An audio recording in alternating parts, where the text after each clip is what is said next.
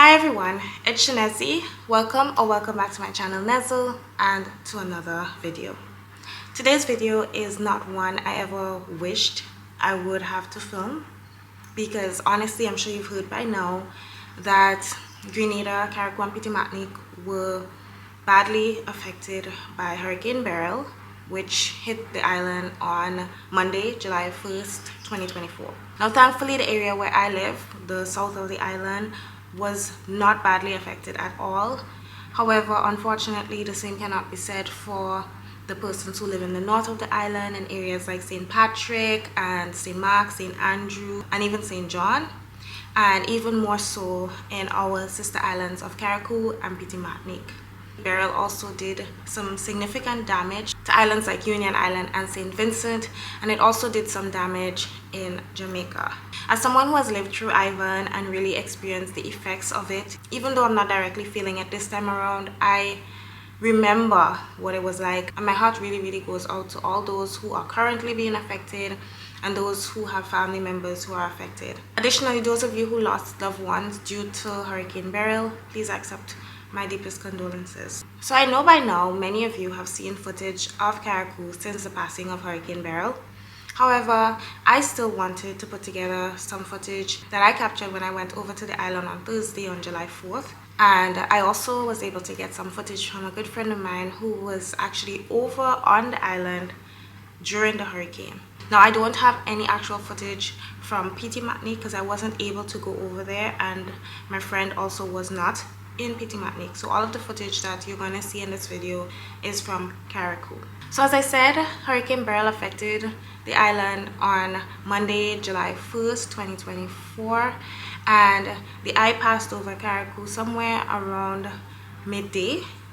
And based on information that I have, the hurricane was category 4 when it passed. The combined population of Carriacou and Petit Martinique is about 11,000, and pretty much everyone was affected. When I was driving through the island on Thursday, I'm telling you, there were very few houses that still had their roofs intact. The majority of the island, over 90% of the island, was damaged by Hurricane Beryl. It honestly really looks like if somebody just took a blowtorch to the island and destroyed everything. And it's really devastating when you get off the boat and you see the damage. And knowing what Carriacou was like, honestly, it has been really hard for everyone, you know, who knew how beautiful the island was and just how quickly things can change in such a short period of time. My main reason for going to the island was to check on a close family friend of mine, and thankfully she's okay, and the majority of persons in Carriacou are okay as well. So far, 2 deaths were reported in Carriacou and 1 death in Grenada.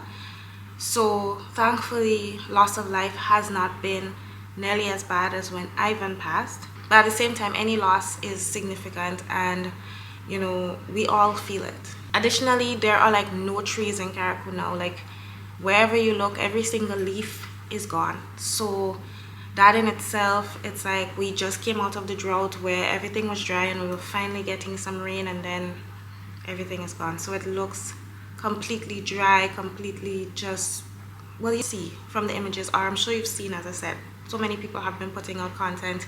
I'm pretty late with this, but honestly I just kind of needed some time to process it as well, you know, before I just, you know, put together something to share with you guys, because Carriacou is somewhere that is dear to me. Petit Martinique I've only visited once, but it was really lovely being over there and just knowing the people, you know, so many of the people that we know from both Carriacou and Petit Martinique. And I must say that just in seeing them and interacting with them, you would never even think that they experience this hardship, because Carriacouans, or kayaks as we say, and Petit Martiniquans, they're very resilient, they're very optimistic people, and that's one of the lovely things about our people.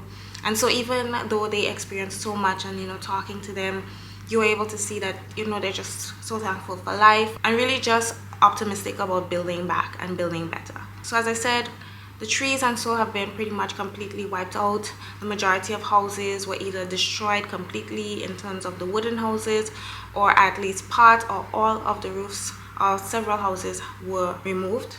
Some houses sustained damages in the form of broken windows. I saw a container fell on top of a vehicle.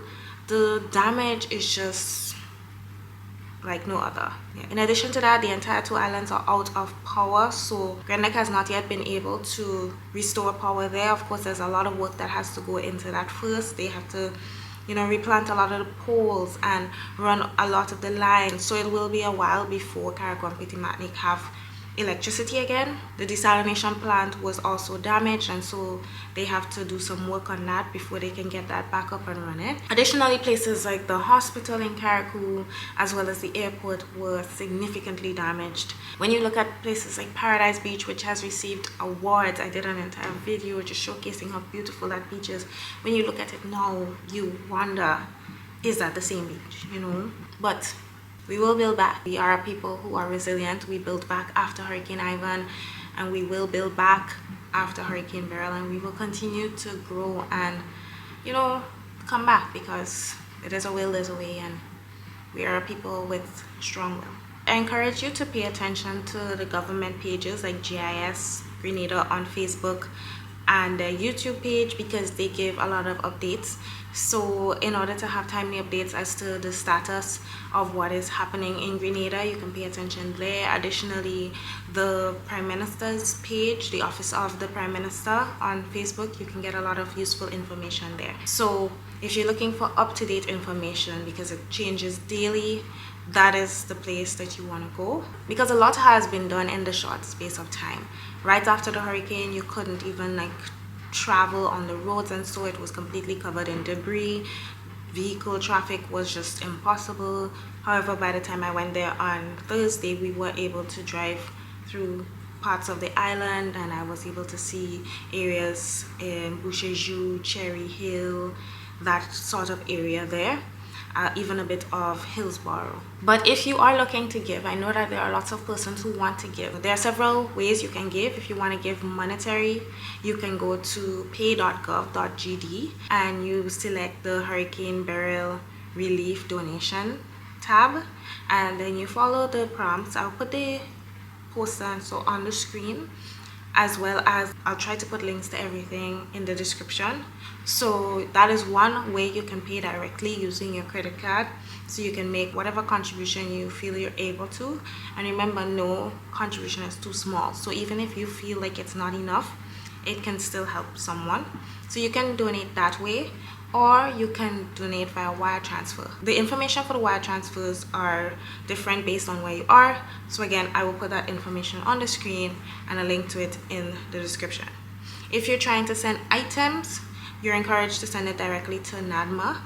Some persons have complained that they were not getting things even when it was sent through NADMA, but I have seen updated information where the government was saying that due to communication issues, they were not able to get to certain parts. But as of Friday night, to my understanding, the communication is a lot better over on Carriacou, because at first you could not reach anyone in Carriacou, which is why, you know, I felt the need to go over there to make sure that my friend was okay. You just couldn't really reach people. But now communication seems to be a lot better, and so they're able to get the items to more persons on the island. So they're doing what they can as far as I can see. So if you want to contribute towards that, you can send to NADMA. You send whatever you're sending to NADMA. You can also send directly to the persons, but in order to not have anyone have to pay duties on the items, then you send it to NADMA. I'll also put the image with the list of items that they really need. So if you're trying to decide what you should send, that can help guide you. Again, as I said, by this point, this should not be new information, but just in case you haven't seen the other content going around, then I'm putting everything here so that if you wish to help, you're able to do so. And I do really encourage you to, because as you'll see, the destruction was really extreme, and so pretty much everyone needs help over there, or the majority of persons need help over there. Some things that might be useful to persons at this time are things like solar powered lights, solar powered chargers, solar powered generators, just all things solar powered. One thing that Carriacou does not have a shortage of is sun. like the sun in Carriacou is a different kind of sun, so they can benefit really greatly from the solar powered items. So if you're able to send items like that, it will go a long way. They have no water, they have no electricity, they have no roofs in many cases. I heard a story of someone who was sleeping shortly after the hurricane and they got wet while sleeping, you know, and things like that really just, they humble you and they remind you of just how fleeting everything really is. You know, we have things today and we don't have it tomorrow. We have life today and we may not have it tomorrow. And so it's so important for us to not hold tight to all these material things and, you know, not hold on to grudges and all these kinds of things. You know, it just really makes you realize what really matters. And so I really do encourage you to give in any way you can, support in any way you can. A little goes a long way, so don't feel like your little is not enough. It is more than enough. So far we have received relief from so many places, and it's just so wonderful to see how quickly people can band together and support others in times of need. That is really what matters, and it is always heartwarming to see when things like that happen. So seeing, you know, the different countries and organizations who, you know, quickly got together and sent relief our way, and in some cases came our way to assist, it has just been really, really wonderful. Thank you to everyone who checked in on me. So many of you guys reached out to me and checked in to make sure I was okay, and that my family was okay, and so I really appreciate that. And I just ask you to pray for the entire Caribbean and all the areas that are affected by hurricanes, because, you know, we're just in July and hurricane season goes until the 30th of November. So they've estimated that this year is going to be a very, very busy season with several more hurricanes to come. So we just have to pray that we're able to make it through these storms and hurricanes with minimal damage and hopefully very little to no loss of life, because that is what is most important. Hurricane Beryl was recorded as the strongest hurricane to hit so early in the hurricane season. You know, in July, getting a hurricane at category 5 is just, that doesn't normally happen, and it's a testament to the effects of climate change and how they are affecting small island developing states. And our Prime Minister, the Honorable Deacon Mitchell, has been speaking out a lot on this and our need to stand up and fight back and not just, you know, take our death like a sheep, you know, as they say. So even that, you know, I am really behind that and doing whatever we can to improve the situation. We each need to do our parts in making the world that we live in a better, safer, healthier place for all. So it will definitely take a while for the islands to rebuild and get back to a semblance of normalcy, but right now the focus has been on, you know, immediate relief, immediate help, removing the debris from the road so that persons can get to the areas that need help. There have been several teams of persons who have gone over to Carriacou to provide relief and aid in different ways, and so that has been the priority currently, as well as, you know, restoring communication to the island and things like that. But we know that the process of rebuilding and so will take some time. While I was there, I did see some persons already started, you know, working on their roofs and so, which is awesome, but there are persons who are not in that position. You know, unfortunately, a lot of persons in Carriacou, their homes and so were not insured, and so it was an even greater loss for them because they're literally starting from ground zero, you know. But as I said, the people are resilient and they're optimistic and hopeful, and so with attitudes like that, I know that even if it might take them a while to rebuild, they will rebuild, and they will rebuild stronger. So at this point, I'm going to go ahead and show you guys all of the clips that I have. So I'm just gonna insert everything here. I don't know how long it's going to be, but yeah, so please, as I said, give in any way that you can. It will really mean a lot to the people of Carriacou and Petit Martinique, and of course I encourage you to give to the other islands that have been affected as well. I mean, I'm speaking for my island because that's where I am, but you know, I have love for all of our islands. We are one people, and so, you know, we have to support each other, so please do so. So thank you guys for watching. I really appreciate your continued support and all the help I know you're going to give, and I'm going to go ahead and show you the clips now. I can't tell you to enjoy it. Honestly, it's nothing to enjoy, but you know, as you look at it, I guess just see what Hurricane Beryl did to our beautiful islands. Yeah.